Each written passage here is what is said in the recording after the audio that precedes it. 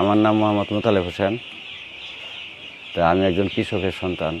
আমি কৃষিকাজই করতাম। তো এরপর একটা দোকান দিলাম, মুদির দোকান। দোকান দেওয়ার পরে দেখি না, দোকানে আমার ব্যবসা ভালো হয় না। তারপর ঢাকা শহর চলে গেছি। ঢাকা শহর চলে যাই, গার্মেন্টসেও চাকরি করছি। গার্মেন্টসে কিছুদিন চাকরি করার পরে চলে আসলাম। চলে আসা পাওয়ার টিলার কিনলাম। পাওয়ার টিলার কিনে মানুষের হাল চাষ শুরু করলাম। তো হাল চাষ করতে করতে দেখা যায় যারা অনেক মানুষের কাছে টাকা বাকি পড়ে থাকে, এই জন্য হাল চাষ করা বাদ দিলাম। হাল চাষ করা বাদ দেওয়া পরে যে খামার যান্ত্রিকীকরণের চাকরি নিলাম, ওখানে বেশ অনেক দিন চাকরি করছি। চাকরি চলে যাওয়ার পরে আইসা চিন্তা করলাম কী করবো এখন। তখন ছেলে মেশিন চালাইতাম, গৃহস্থী করতাম, এই বিভিন্নভাবে চলতো। মাঝে মাঝে একটু মিস্ত্রি কাজও করতাম। পরে চিন্তা করলাম না, এইভাবে তো কষ্ট করে কতদিন চলবো, আমার আরও আগেই যেতে হবে। পরে এরকম চিন্তাধারা করিয়া তারপরে যে হারভেস্টার কিনলাম। যখন আমি হারভেস্টার চালাইতাম তখন আমার বছরে 2 মাস কাজ করতাম আর 10 মাস বসে খাইতাম। আর বৈশাখ খাওয়ার ফলে দেখা যেত যাই কিছু আমি ইনকাম করতাম, এইটা আমার বছর চলে হারে না, আরও কিছু ঋণদার হয়ে যায়।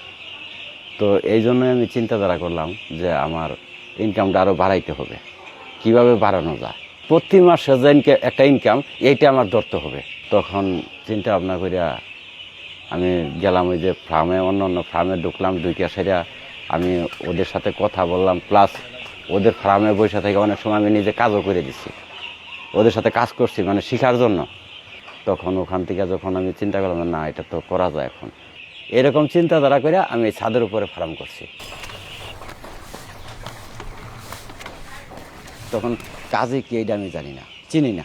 এখন ডিলারের সাথে ব্যবসা করতে চাইলাম, কিন্তু ডিলার পরে আর ঠিক মতন আসলো না। এইদিকে না আসাতে চিন্তা করলাম গড়টা করে মনে হয় আমি মারি খেলাম নাকি। আচ্ছা যাক, তখন আমি কাজে মুরগি তুললাম। মুরগি তুলে একটা চালান করলাম, আমাদের কাছে বেশ ভালোই লাগলো। এবং মাসে যে ইনকামটা আসছে আলহামদুলিল্লাহ ভালোই আছে। এবং আমার ফাঁকে ফাঁকে আমার ওয়াইফও এখানে কাজ করে, 2 ছেলে লেখাপড়া করতেছে।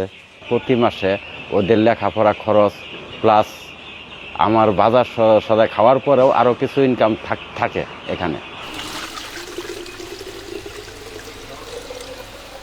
একটা পশু পাখি পাললে যেমন মনের মধ্যে একটা মায়া থাকে, এই মুরগিটারও আমার এরকম একটা মায়া আছে। যেন একটা মুরগি মারা গেলে মনে হয় যে আমার শরীরের একটা অঙ্গের মধ্যে একটা আঘাত লেগে গেছে গা, এরকম মনে হয়। আমার সারাদিন যে এখানে থাকতে হবে এমন কোনো কাজ না। যেহেতু আমি বাড়ির দ্বারে করছি, দূরে না, আমি নিজে কাজ করতেছি, আবার মাঠের কাজও করতেছি। দেখা যায় যখন আমি মাঠে চলে গেলাম, আমার পরিবার এখানে আসলো, একটু দেখাশোনা করলো, তাইলে আমার হয়ে গেল। তাহলে কিন্তু আমি মাঠের কাজটাও ঠিক রইলো, প্লাস এখানে ফার্মের কাজটাও ঠিক রয়ে গেল। এই জন্য আমার 2 দিক থেকে ইনকাম চলে আসলো। তাইলে আমার মাস শেষে দেখা যাবে আমি কৃষি কাজের থেকেও কিছু ইনকাম পাইলাম, প্লাস ফার্ম থেকেও কিছু ইনকাম পাইলাম। নিজের পয়সা থেকে করলে আমরা ওইরকম ধরনের, হয়তো আমাদের দেখা যাবো যে একটা ফার্ম করতে যাই যদি 2 লাখ 2.5 লাখ টাকা আমরা ধরা খেয়ে যাই, তাহলে আমরা পরবর্তী আর সোজা হয়ে দাঁড়াইতে পারবো না।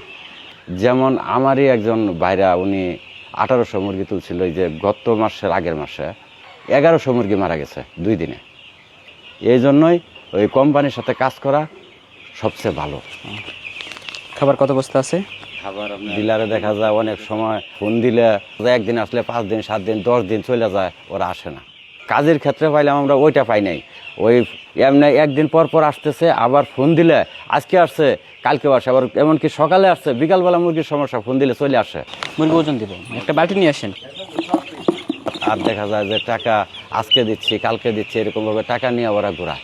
দেখা যায় 1 মাস 20 দিন 25 দিনও হয়ে যায়, টাকা ঠিকভাবে দিচ্ছে না। আজকে 5,000 দিচ্ছে, কালকে 10,000 দিচ্ছে, এইভাবে টাকা দিচ্ছে। কাজের ক্ষেত্রে একবারে টাকাটা পাচ্ছি আমরা, একবার আমাদের ব্যাংকের অ্যাকাউন্টে টাকাটা ঢুকাই দিচ্ছে, আমরা একবারে তুলে নিয়ে আসতেছি, আইনে একটা কাজ করতে পারতেছি।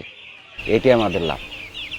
ডিলারে মুরগি যেমন একটা মুরগি মরতে চাইলে মুরগিটা জবাই দেয়, আর কাজী ফার্ম বলছে আমার মুরগি সব মারা যাক, একটা মুরগিও জবাই চলবে না, এবং জবাই মুরগি আমি নিব না। আর আমাকে তাজা মুরগি দিতে হবে। আমার যদি সবও মারা যায়, আমাদের যদি লসও হয়, তারপরেও আপনাদের একটা মাসে যে আপনার কারেন্ট বিল এবং কুড়া খরচ নিজে খাটলেন, এটার উপর একটা ইনকাম আপনাদের দিয়ে যাব। আমি চাই যে শুধু ফার্ম নেই, ফার্ম থেকে আস্তে আস্তে কাজ করে আবার আমার আগে যেরকম গরুর ফার্ম ছিল এই গরু ফার্ম গরুগুলা বিক্রি করে আমি গাড়িটা কিনছিলাম। আবার যাতে আমি গরু ফার্মটাও চালু করতে পারি, মুরগি পোলট্রি ফার্মের পাশাপাশি গরু ফার্মটাও চালু করতে পারি, তাহলে আমার আরও ইনকামটা বেড়ে যাবে।